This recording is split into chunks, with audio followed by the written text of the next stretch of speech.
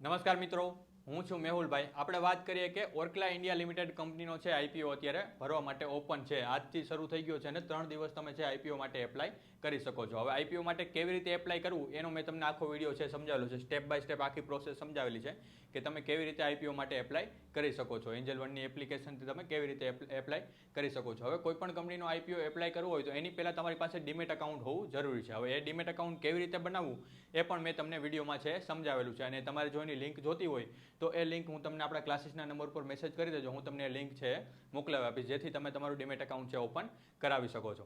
હવે આપણે વાત કરીએ કે ઓર્કલા લિમિટેડ કંપનીનો છે આઈપીઓ અત્યારે આવે છે, તો એ આઈપીઓની આપણે ડિટેલ જોઈ લઈએ કે આ આઈપીઓ છે મેઇન બોર્ડ આઈપીઓ છે.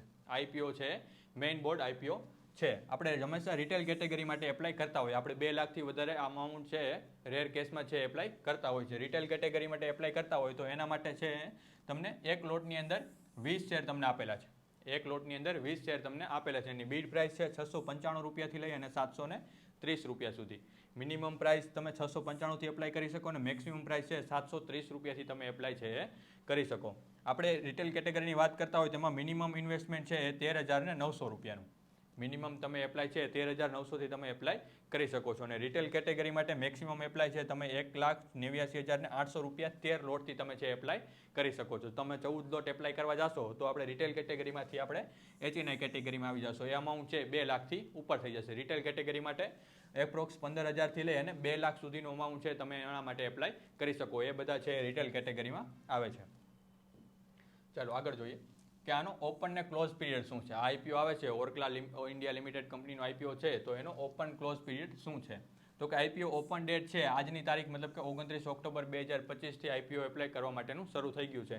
અને એની ક્લોઝિંગ ડેટ છે તો કે 31 ઓક્ટોબર 2025. 31 ઓક્ટોબર 2025ના રોજ તમે 3:30 વાગ્યાનો માર્કેટ ટાઈમ હોય, 3:30 પહેલાં હંમેશા એપ્લાય કરી દેવાનું. ઘણીવાર તમે એપ્લાય કરતા હોય અને જે મેન્ડેટની પ્રક્રિયા છે એમાં વાર લાગતી હોય, તો એના માટે છે જો ટાઈમ પૂરો થઈ જશે અને તમે મેન્ડેટ નહીં થયું હોય તમારું પેમેન્ટ, તો એ તમારો આઈપીઓ એપ્લાય નહીં થાય. તમે સારી કંપની તમે આઈપીઓ એપ્લાય કરવા માટેની મિસ કરી જશો.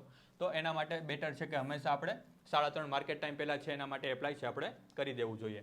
હવે એનું એલોટમેન્ટ છે તમને ક્યારે મળશે? તો કે 3 તારીખે, 3 નવેમ્બર આગલા મહિનાની 3 તારીખે છે તમને એનું એલોટમેન્ટ છે એ મળશે. અને તમને રિફંડની પ્રક્રિયા છે, જો તમને આઈપીઓ નથી લાગતો તો એની રિફંડની પ્રક્રિયા છે 4 તારીખે, મતલબ કે 3 તારીખ પછીના નેક્સ્ટ દિવસે છે તમને એનું રિફંડ છે મળી જશે. અને જો તમને આઈપીઓ એપ્લાય એલોટ થાય છે તો એનું ડીમેટ એકાઉન્ટની અંદર તેના શેર પણ તમારે ક્રેડિટ થઈ જશે. એ પ્રક્રિયા પણ છે 4 તારીખે પ્રક્રિયા થશે. અને મેઇન વાત, હવે લિસ્ટિંગ તારીખ કઈ છે? કોઈ પણ કંપનીનો આઈપીઓ છે તો એની લિસ્ટિંગ તારીખ કઈ છે? તો કે એની લિસ્ટિંગ ડેટ છે 6 નવેમ્બર. 4 તારીખે તમને રિફંડ મળી જશે અથવા તો તમારા શેર છે ક્રેડિટ છે તમારા ડીમેટ એકાઉન્ટમાં થઈ જશે. પછી 6 તારીખે છે સવારે 10 વાગે કંપનીનો આઈપીઓ છે શેર માર્કેટ ઉપર સ્ટોક એક્સચેન્જ ઉપર છે લિસ્ટિંગ થશે. કઈ પ્રાઇસ ઉપર થશે એનું આપણે અત્યારે અનુમાન લગાવી શકીએ, કોઈ ચોક્કસ આપણે પ્રાઇસ ના કહી શકીએ. ચાલો હવે આપણે વાત કરીએ કે કંપની શું વર્ક કરે છે. ઓર્કલા ઇન્ડિયા લિમિટેડ કંપની છે તો આ કંપનીનો મેઇન બિઝનેસ છે ફૂડને રિલેટેડ છે. ફૂડને રિલેટેડ કંપની છે કામ કરે છે. ઓર્કલા ઇન્ડિયા લિમિટેડનું મુખ્ય કામ છે ભારતીય ગ્રાહકો માટે વિવિધ પ્રકારના ફૂડ પ્રોડક્ટ્સનું ઉત્પાદન કરવું, એનું માર્કેટિંગ કરવું અને એનું વિતરણ કરવું. મતલબ કે કંપની છે ફૂડ પ્રોડક્ટ્સ પોતે જ બનાવે છે, એનું માર્કેટિંગ એ કંપની પોતે કરે છે અને એ કંપનીને ગ્રાહકને ડિસ્ટ્રીબ્યુટ કરવાનું વિતરણનું કામ પણ છે કંપની પોતે જ કરે છે. હવે ઓર્કલા ઇન્ડિયા લિમિટેડ કંપનીનું મુખ્ય વ્યવસાય શું છે? તો કે કંપનીના છે વિવિધ કેટેગરીમાં ફૂડ પ્રોડક્ટ્સ છે ઓફર કરે છે. વિવિધ કેટેગરીના ફૂડ છે બનાવે છે. જેમ કે મસાલા છે, પછી ready to cook masala, ready to cook mix masala આપણે જેને કહીએ. પછી છે રેડી ટુ ઈટ ફૂડ્સ, મતલબ કે ખાવા માટે જે રેડી હોય એવા ફૂડ્સ છે બનાવે છે. નાસ્તો અને અન્ય કન્વેન્શન ફૂડ્સ છે એ કંપની છે બનાવે છે. આ બધા છે કંપનીના મુખ્ય વ્યવસાય છે. હવે આપણે વાત કરીએ કે ઇસ્યુ સાઇઝ, તો કે 1,667 કરોડ છે એ કંપની ઇસ્યુ કરે છે. એમાંથી આખો આઈપીઓ છે ઓફર ફોર સેલ માટે છે. ફ્રેશ ઇસ્યુ કંપની કાંઈ કરતી નથી. જે પ્રમોટર છે એ પ્રમોટર જ બધું છે અમાઉન્ટ છે લઈ જશે. તો કે 1,667 કરોડ છે એ ઓફર ફોર સેલ માટેનો આખો આઈપીઓ છે એ ઓફર ફોર સેલ માટેનો છે.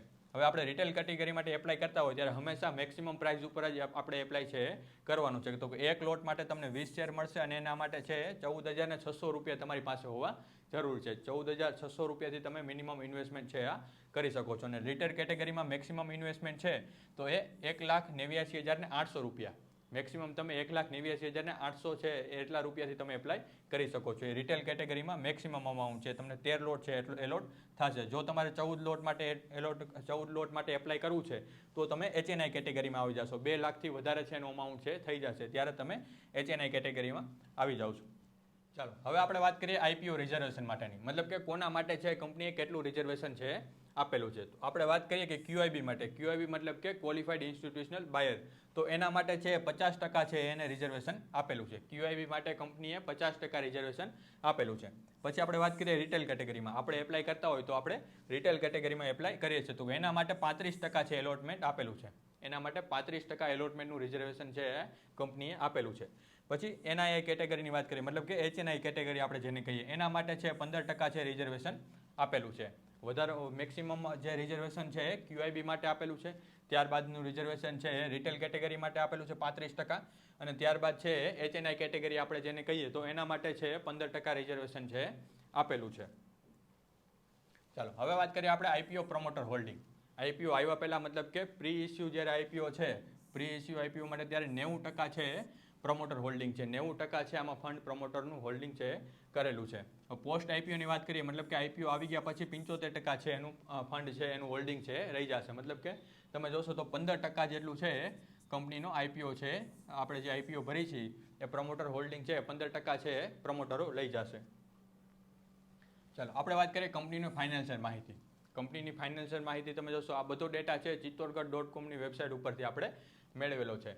એમાં એસેટ્સ છે, ટોટલ ઇન્કમ છે, profit after tax, EBITDA, net worth, reserves and surplus, total borrowing, આ બધાની ડેફિનેશન છે એ મેં તમને આપણા વિડીયો એપ્લિકેશનના વિડીયોની અંદર છે એ બધી વસ્તુ સમજાવેલી છે. આપણે એપ્લિકેશનમાં જે પણ વિડીયો મૂકેલા છે એ બધામાં છે આ બધાની ડેફિનેશન સમજાવેલી છે. આ બધી કેટલું હોવું જોઈએ અને કેટલું ના હોવું જોઈએ તો એપ્લાય કરવું જોઈએ, કેટલું હોય તો એ સારું કહેવાય, કેટલું હોય તો એ ના સારું કહેવાય, એ બધી વસ્તુ છે એ આપણી એપ્લિકેશનના વિડીયોમાં છે એ સમજાવેલું છે. એના માટે છે તમારે શેર માર્કેટના નોલેજનું છે એડમિશન લેવું છે તે જરૂરી છે. આ તમને 3 વર્ષનો ડેટા મળશે. માર્ચ 2023થી લઈ અને જૂન 2025 સુધીનો ડેટા છે તમને બધો આપેલો છે. અને આ બધું અમાઉન્ટ છે એ કરોડની અંદર છે. હવે આ કેટલું અમાઉન્ટ હોવું જોઈએ તો એ બધી વસ્તુ છે આપણી એપ્લિકેશનમાં છે બધું મેં તમને સમજાવેલું છે.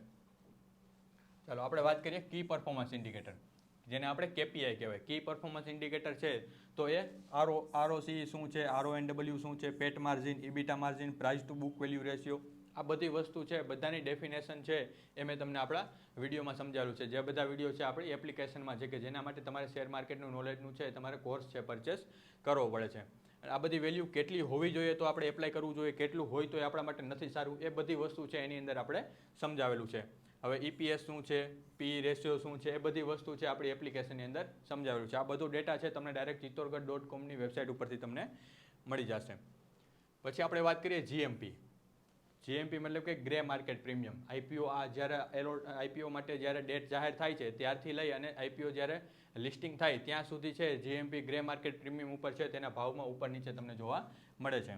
અહીંયા તમે જોશો તો આજની તારીખ સુધી તમને GMP જોવા મળશે તો કે 24/10થી લઈ અને 28/10 સુધીનો બધો ડેટા છે અહીંયા GMPનો આપેલો છે. 24/10 છે એ 145 રૂપિયા GMP હતું, જે 730 રૂપિયા પ્લસ છે 145 રૂપિયા. મતલબ કે તમને એપ્રોક્સ છે એક લોટમાં તમને છે 2900 રૂપિયા, મતલબ કે 2900 રૂપિયાનો પ્રોફિટ છે. એસ્ટિમેટેડ પ્રોફિટ આટલું થવાની સંભાવના રહેલી છે. ત્યારબાદ 145 રૂપિયાથી આગલા દિવસે છે 132 રૂપિયા થયું. એના પછીના નેક્સ્ટ દિવસે 114 રૂપિયા, એના પછીના નેક્સ્ટ દિવસે 106 રૂપિયા, એના પછીના નેક્સ્ટ દિવસે 88 રૂપિયા છે. મતલબ કે આ જે ગ્રે માર્કેટ પ્રીમિયમ છે એ દિવસે દિવસે તમને આની અંદર ઘટાડો જોવા મળે છે. આ ઘટાડો શું કામ થાય તો કે જે કોઈ એપ્લાય કરવા માંગે છે એક એપ્લાય કરવાવાળાનું છે ઇન્ટરેસ્ટ એમાં ઓછો થતો જાય ત્યારે છે આમાં તમને પ્રીમિયમમાં ઘટાડો તમને જોવા મળે છે. આજની તો આપણે 28 તારીખની વાત કરીએ તો કે 1760 રૂપિયા, 1760 રૂપિયા તમને એસ્ટિમેટેડ એક લોટની અંદર પ્રોફિટ મળવાના ચાન્સીસ છે રહેલા છે. અને ગ્રે માર્કેટ પ્રીમિયમ છે એ પોતાના નિજી ફાયદા માટે તમને મેન્યુપ્લેટ છે એ કરી શકે છે. એ વાત હંમેશા યાદ રાખવી. 100% ગ્રે માર્કેટ ઉપર તમારે ભરોસો રાખી અને આઈપીઓ માટે એપ્લાય ના કરવું જોઈએ. હવે આપણે વાત કરીએ આઈપીઓ રજિસ્ટ્રાર કંપની. મતલબ કે આ કંપની છે રજિસ્ટ્રાર કંપની કઈ છે આઈપીઓ માટે તો કે caffeine technology. Caffeine technology limited છે એ આઈપીઓની રજિસ્ટ્રાર કંપની છે. આ આઈપીઓ જો તમને એલોટમેન્ટ થાય છે અથવા તો એલોટમેન્ટનું રિઝલ્ટ છે એ તમને કેફિન ટેકનોલોજી લિમિટેડની ઓફિશિયલ વેબસાઇટ ઉપરથી તમને મળી જશે. ચાલો નેક્સ્ટ આપણે જોઈએ કે સબસ્ક્રિપ્શન માહિતી.